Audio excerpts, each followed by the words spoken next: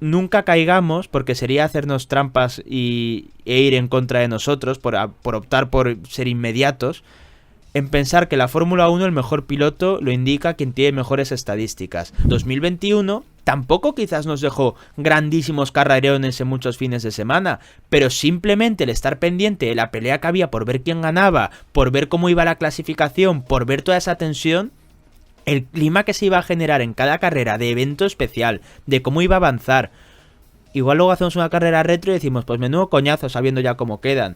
Pero el espectáculo y la tensión que iba a haber, eso es incomparable. Eso pasa con muchas carreras de 2007, que era un mundial también con mucho drama, con una lucha a 4, si queremos, por el campeonato, y que luego veías muchas carreras y eran una procesión.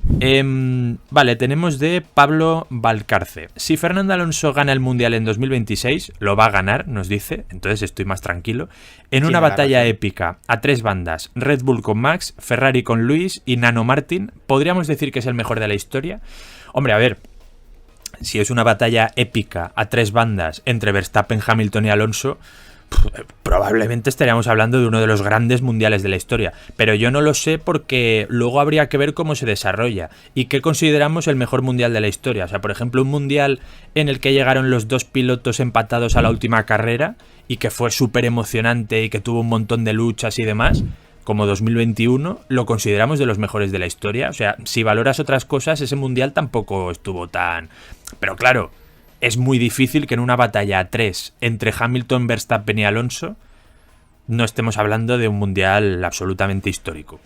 Claro, y aquí tengo dudas, esto Pablo nos lo podrá también aclarar, si hablamos de si la pregunta va más a ¿sería el mejor mundial de la historia? ¿O Alonso se le podría empezar a considerar el mejor de la historia en caso de que ganase? Nosotros hemos dicho mil veces la doble que lectura. Si Alonso gana el tercer mundial sería la mejor historia jamás contada, sería cerrar un círculo tremendo, o sea, ya no habría dudas de este tío es el mejor, o sea, sobre todo por la diferencia de años y todo lo que ha tenido que pasar para conseguirlo. Entonces, para nosotros sí, claro. Sí, pero bueno, ahora contesto esto porque no estoy del todo de acuerdo con eso. Contestando a lo del mundial, primero hacemos esa interpretación.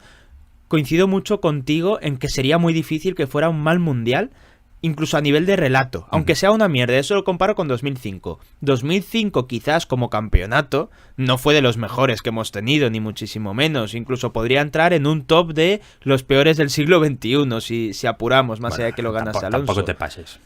Pero a nivel de relato es el que ha ganado. ¿Por qué? Y sobre todo a nivel español, como es normal. Un piloto joven que acaba con el dominio del Kaiser, luego tienes a otro joven que también estaba peleando. O sea, prácticamente era 2 guerreros intentando luchar por quién podía ser el sustituto o el que acabase con una época de tiranía.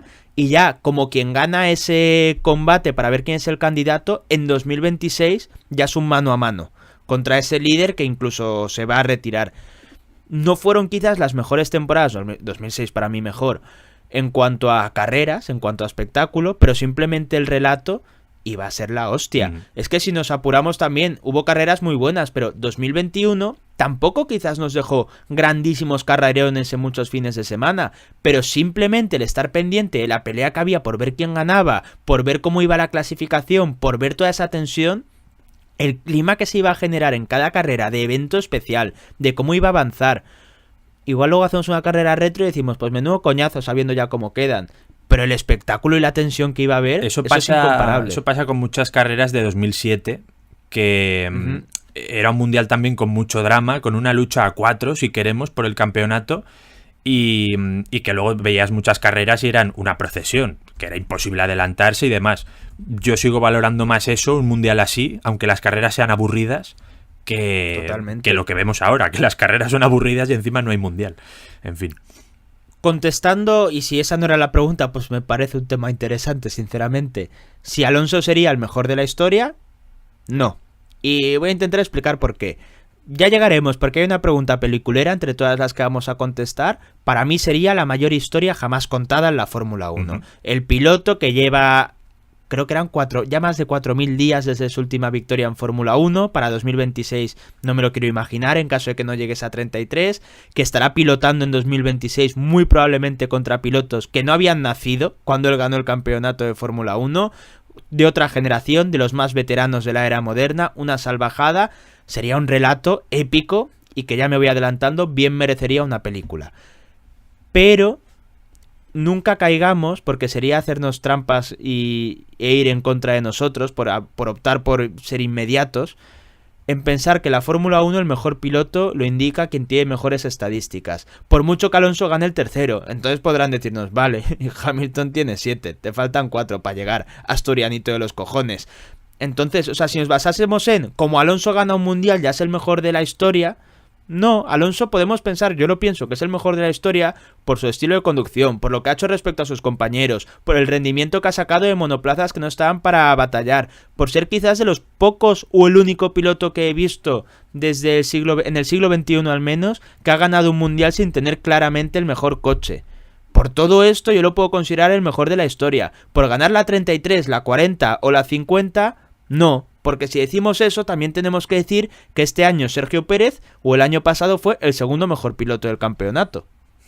¿Tú piensas que Sergio Pérez fue el segundo mejor piloto del campeonato? No, pero no podemos partir de esa base, de ese criterio absolutamente viciado. No, o sea, pero para mí la clave no es las estadísticas no marcan la calidad de un piloto. Sí, pero que no es cuestión de o valoras una cosa o valoras otra. Quiero decir, uno puede valorar que Alonso es el mejor de la historia o uno de los mejores de la historia por las cosas que le hemos visto hacer, pero aparte, si le añades esa épica, ese relato de ganar el tercero, con esa historia, la mejor jamás contada que comentabas, pues hombre, eso añade al criterio. O sea, no es cuestión de solo valorar el camino y no valorar los títulos, o solo valorar los títulos y no valorar el camino. Puedes valorarlo todo, digo yo.